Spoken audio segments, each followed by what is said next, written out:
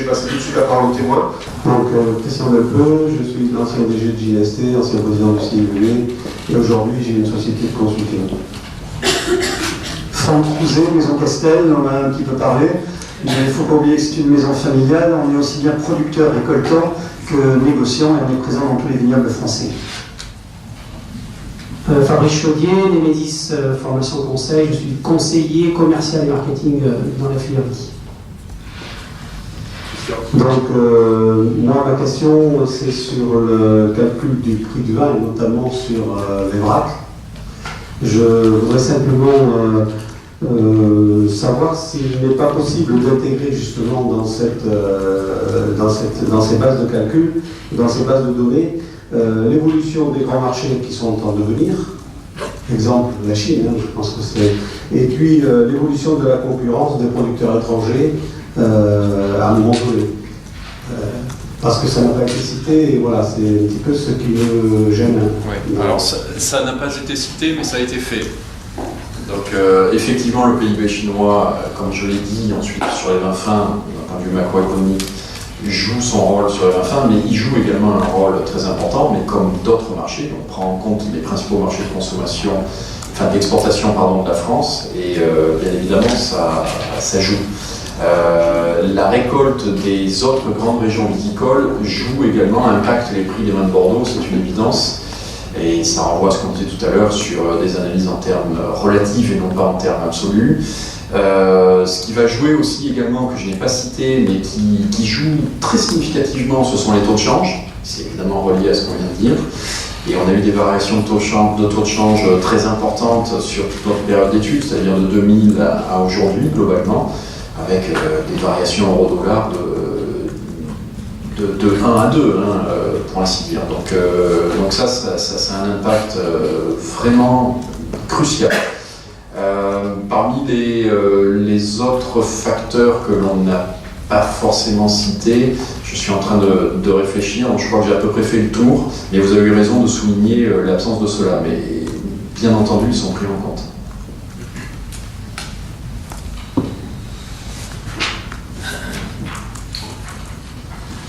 Pour rester sur ce premier sujet concernant le prix, c'est déterminant comme approche, et d'ailleurs c'est une problématique nationale, je ne sais pas si vous êtes au courant, mais il y a un outil de prospective qui a été développé par France Agrimaire conjointement avec l'ANIVA, qui a été testé maintenant depuis à peu près 2 ans, avec une société qui s'est impliquée là-dessus, qui est la société Diopta, et l'objectif est de développer ce type d'outil de prospective au niveau national dans tous les vignobles. Le seul problème, c'est que mon ressentiment là-dessus, c'est qu'on n'est pas très prêt à aller jusque-là aujourd'hui. On a une problématique de remontée d'informations qui viendrait de tout ce qui est la production, mais également d'engagement par rapport à des achats. L'idée, c'est quoi? C'est que l'offre et la demande puissent remonter et se remettre dans l'ensemble d'un outil statistique. C'est presque une usine à gaz, quoi. Donc je voulais savoir si vous aviez déjà aperçu un peu cette tendance d'évolution de problématiques au niveau du marché du vin en France. Est-ce que cet outil commence à bouger un petit peu plus ou pas? Moi, j'en suis pas convaincu, même si c'est un outil indispensable à avoir. Alors, une question très riche, la réponse le sera peut-être moins, mais effectivement, il y a plusieurs choses. La première chose, c'est le travail de France Agrimaire, dont je n'ai que vaguement entendu parler, pour être tout à fait honnête. Fabien Bova est effectivement, on est bien à la maison, donc il m'en a touché un mot. Je ne sais pas techniquement ce qu'ils font. Voilà, je crois qu'il faut qu'on se tourne un petit peu plus vers eux. Nos travaux arrivent à maturité, on a mis du temps, nous c'est un travail de longue haleine, c'est un travail qu'on a développé dans un groupe de recherche qui s'appelle Border Wine Economics, qui a été créé en 2013, fin 2012. Il y a une thèse qui va arriver à échéance l'année prochaine, et je crois qu'on arrive véritablement à maturité sur cette question. Et c'est certainement le bon moment de se tourner vers ceux qui ont développé des outils peut-être un petit peu différents. En tout cas, Pardon ? C'est pour ça que je vous en parle. Oui, je vous en remercie. Et ça me fait une excellente piqûre de rappel. Ce que je peux également ajouter par rapport à ça, c'est que je suis ravi d'entendre quand même que vous soulignez l'importance de cette question, parce que parfois j'ai un petit peu l'impression de prêcher dans le désert. Mais effectivement, la question des prix, de la prévision des prix et de tout ce que ça implique en termes de décision pour le producteur et pour l'acheteur, c'est quelque chose de clé sur le marché. Dernier point, on se retrouve aujourd'hui avec différentes initiatives en France, vous l'avez souligné, mais il y a aussi des initiatives en dehors de la France. Ça pose des questions là aussi de peut-être à l'OIV de nourrir une base de données. Vous avez parlé d'usine à gaz. Bien sûr, il y a une espèce de, ce qu'on appelle nous les économistes, une black box dans laquelle il y a toutes nos équations qui se mélangent, etc. Donc il faut être très transparent. C'est pas non plus monstrueusement compliqué et je crois que ça peut être exposé de façon relativement didactique et compréhensible par les professionnels. Donc il y a un travail à mener nationalement et très vraisemblablement internationalement parce que un jour, je ne sais pas si je dois dire que c'est ma crainte, mais le développement logique, en tout cas sur un horizon de 5 à 10 ans, serait qu'un jour, pour pallier l'absence de future price, si vous voulez, mais qui est justement un marché à terme qui se crée à l'échelle mondiale pour les grands cépages comme le Merlot, comme le Cabernet, etc., etc. Et ça serait dommage de rester en dehors de ça, ça serait dommage de ne pas avoir les outils qui permettraient justement de structurer un peu un tel marché s'il devait arriver à échéance. Et s'il doit arriver ce marché, moi ma volonté, ça serait qu'il soit à Bordeaux, qu'il ne soit pas à Chicago comme la plupart des marchés de matières premières, ou qu'il ne soit pas à Londres comme pour le marché des vins fins.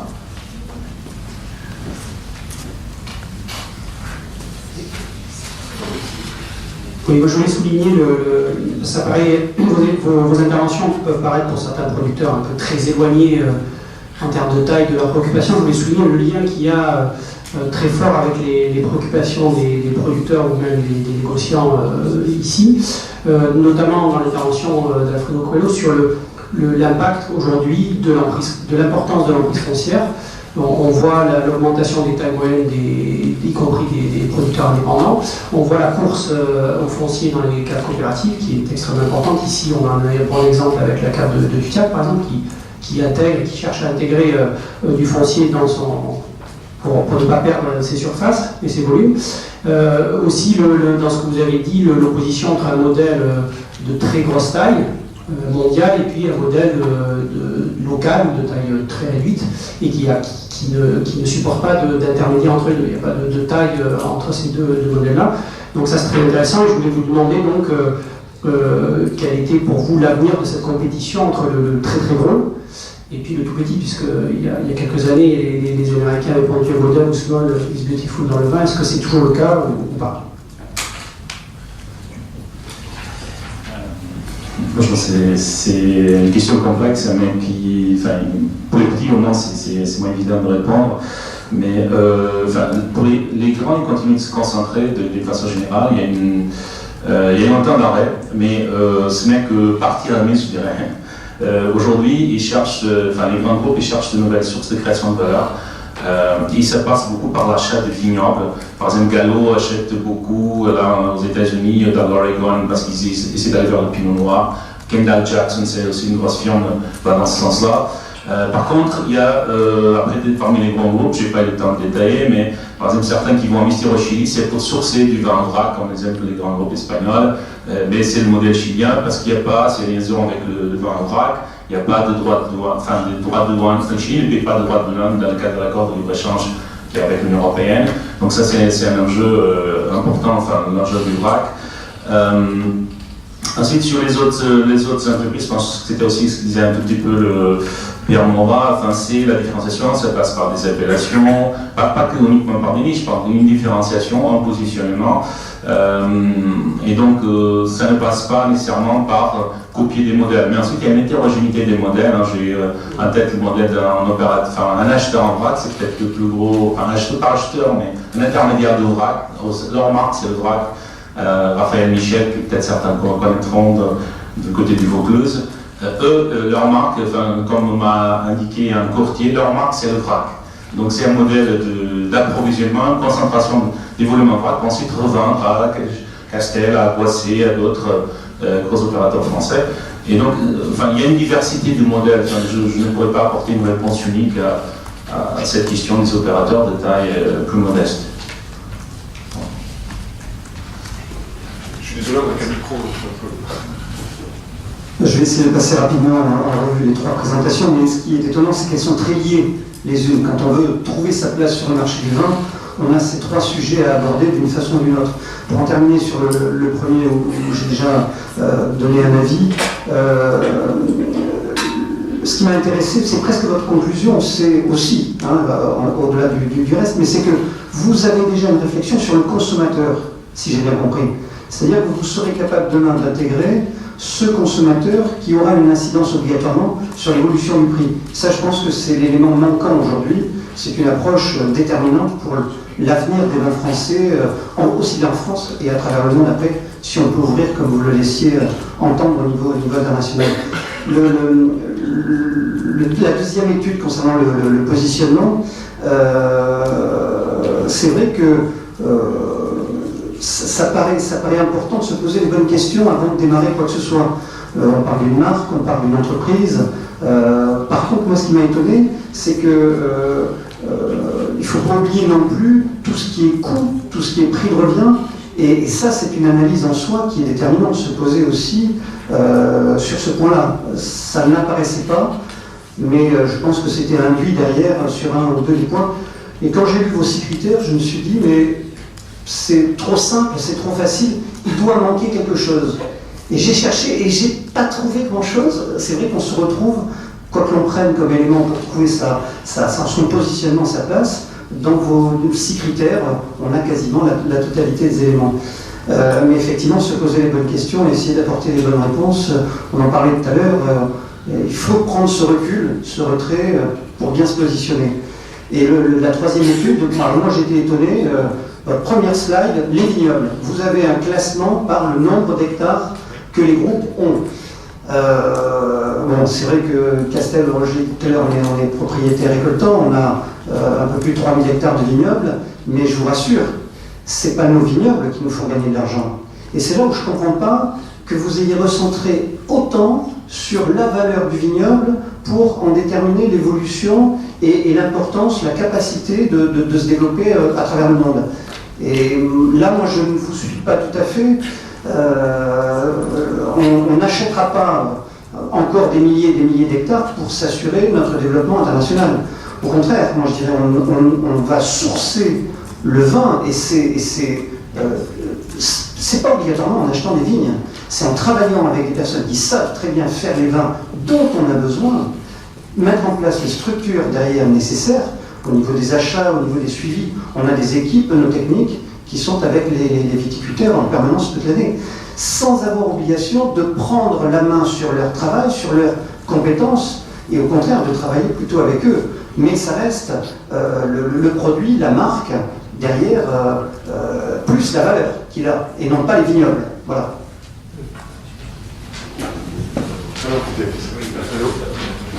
Merci. Je suis d'accord avec votre point de vue. C'était pas non plus dans ma ligne de pensée cette idée. Sur l'aspect que je veux mettre sur le vignoble, c'est que c'est quelque chose que je ressens aujourd'hui que les firmes à l'échelle plus globale sont en train de faire. Et qui est, disons, d'une certaine façon, au moins en Europe, sur la situation des prix des vracs aujourd'hui. Depuis 2010, les prix des vins vrac, pour les catégories de vins IGP et vins sans IG, en France, vont augmenter beaucoup. Et donc, il y a, je ne dis pas que c'est uniquement ça la logique, hein, mais l'idée, c'est qu'aujourd'hui, je pense que c'était quelque chose qui n'arrivait pas depuis longtemps.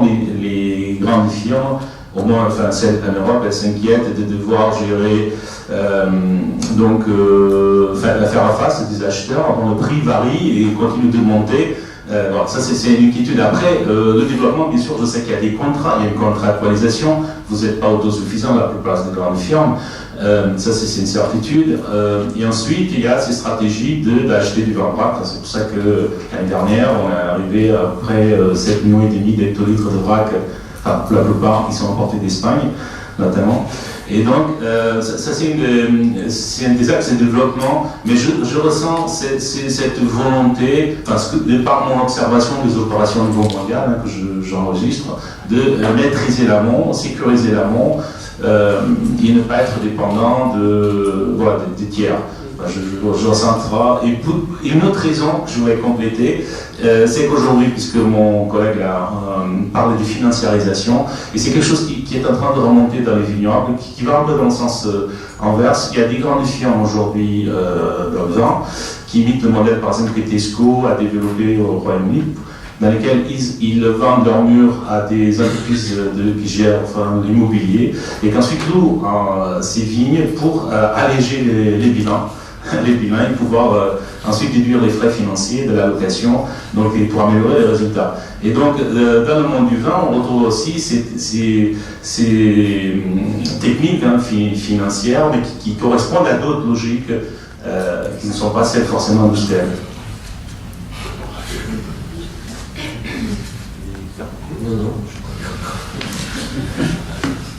Pour finir, est-ce qu'il y a, je passe un peu à la salle, est-ce qu'il y a des questions, des remarques dans la salle?